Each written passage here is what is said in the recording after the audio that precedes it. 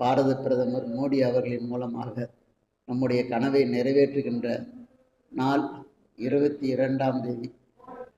நம்முடைய பாரத தேசத்தில் பழமையாக இருந்த ராமர் அவதாரம் செய்த அயோத்தி மாநகரத்தில்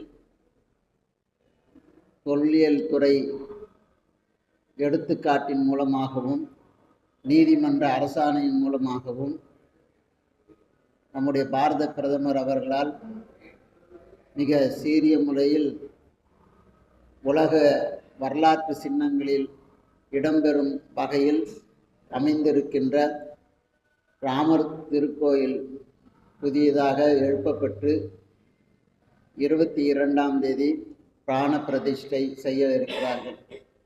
புதியதாக செய்வதனால் அதற்கு பிராண பிரதிஷ்டை என்று பெயர். மற்றைய திருக்கோயில்கள் செப்பனிட்டு செய்தோம்